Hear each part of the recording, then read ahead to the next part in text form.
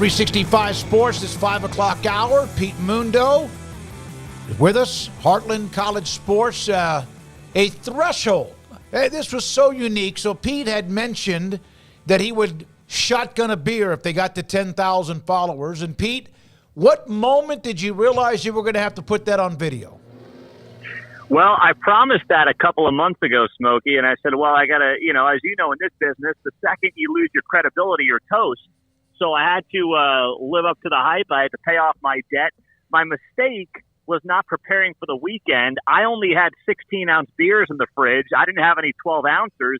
So I had to make do with a full pounder of a beer, which, shame on me. It's been a while since I'd done one of those, about probably 15 years since college. It went to the side, too, Paul. Yeah, Did he go, look, it's never an easy thing to do. And, Pete, again, it's one of those things like jumping on a trampoline that seems like, I can do this for sure. But when you hit a certain age, you probably just can't anymore. No, when you've got a 5-year-old, a 3-year-old, and an 8-week-old, those days are long gone. So I probably should make a better bet for when we get to 20,000 followers on X than what I just did. But you live and you learn. You guys know how it is. Yeah. All right, so Paul then, which he's done this before, one time bet that the Mavericks would never win a world title with Dirk Nowitzki, shaved his head bald, and they won.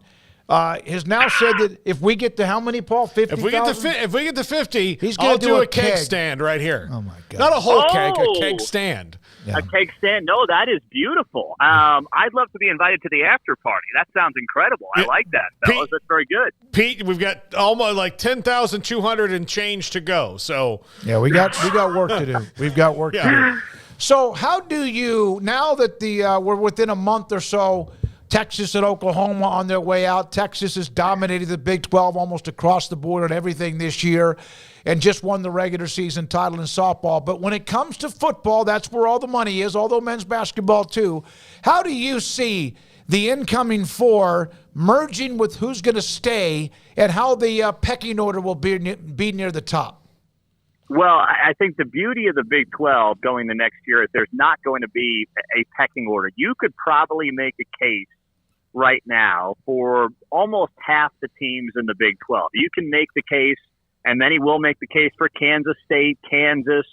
They'll make the case for Iowa State. They'll make the case for, Arizona, Utah. UCF will get some love. West Virginia will get some love. Some might throw Colorado in the mix.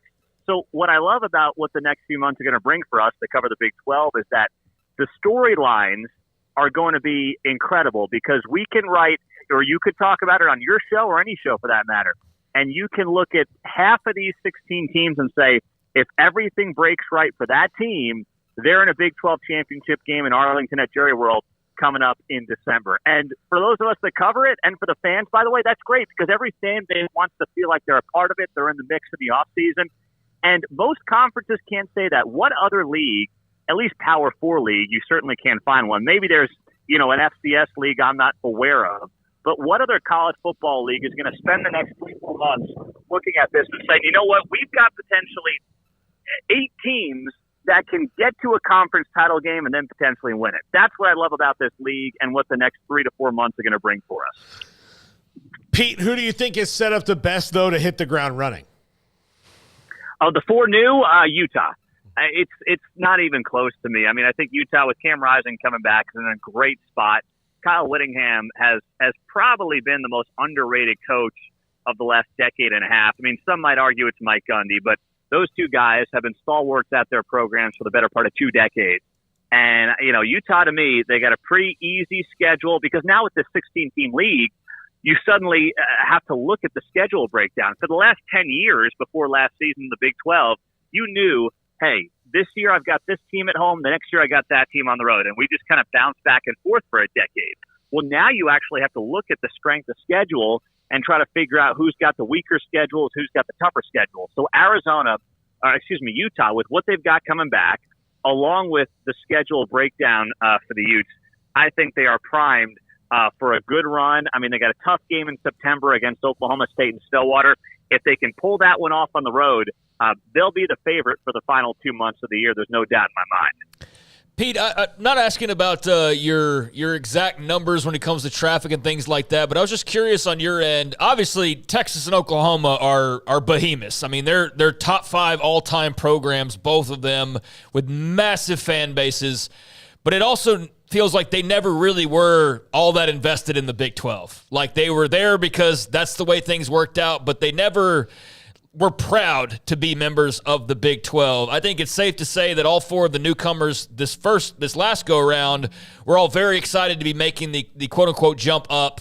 The Pac schools, that's a little bit of a more side-to-side, but I think you even see some Utah fans starting to turn the corner a little bit. Arizona fans seem excited. So my just question to you is, do you sense like a new layer, different type of excitement when it comes to covering the Big 12 these days, maybe more even pride as opposed to the status quo up until a couple of years ago?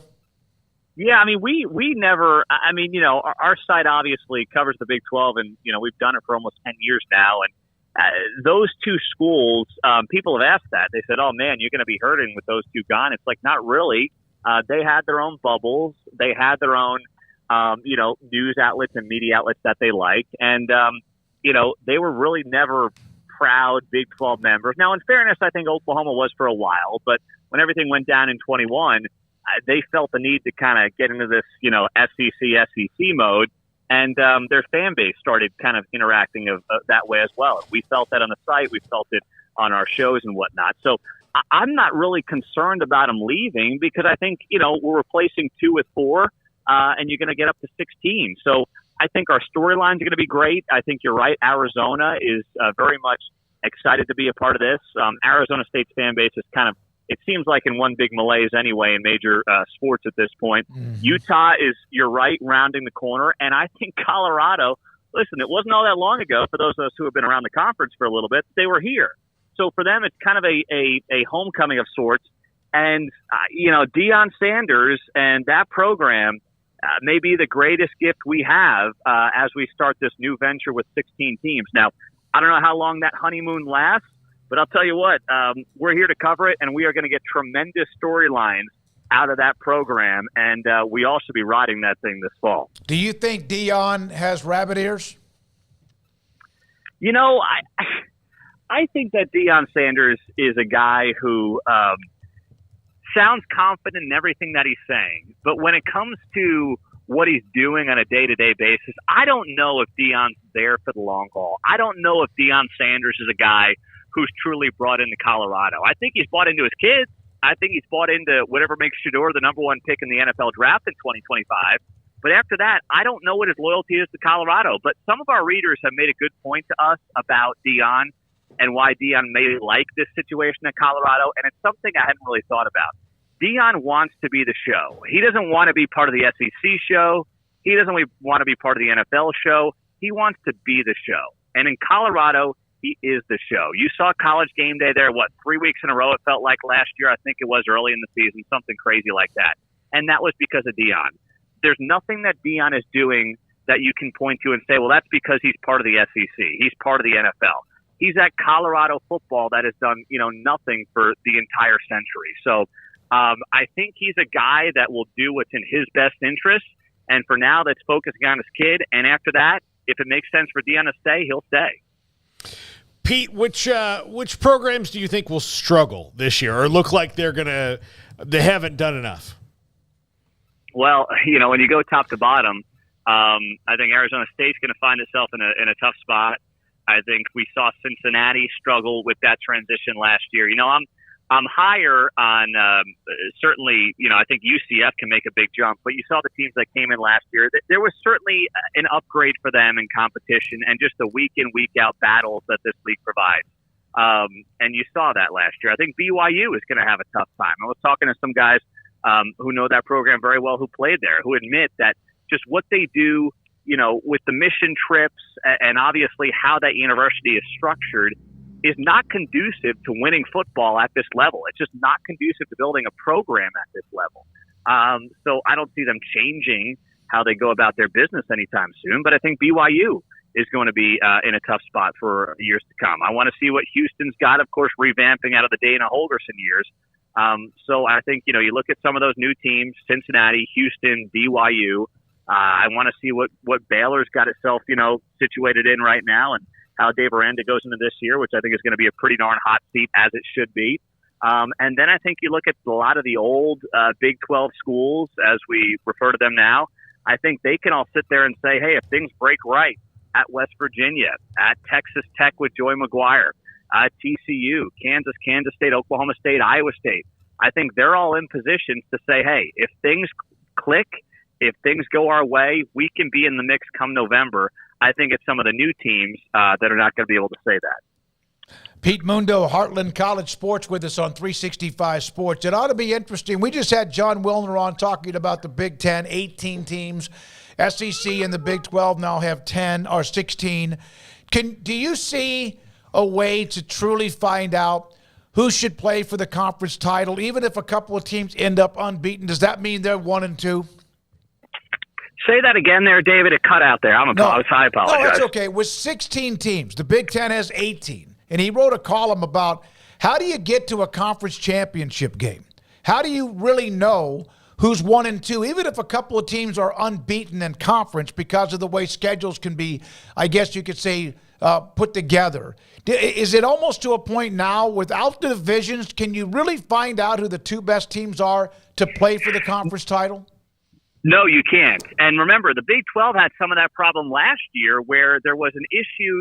We didn't understand the tiebreakers over the last couple of weeks of the season. And that was a huge problem for the Big 12. It was really, I thought, one of the only black eyes during the Brett Yormark era, the way they bungled and mishandled that entire situation with the tiebreaker. Yormark's been incredible for this league, but the way the league rolled that out late last season, where no fan base of the fan bases in the mix really knew what had to happen to get them into a Big 12 title. That was very confusing. And then are you getting the two best teams? No.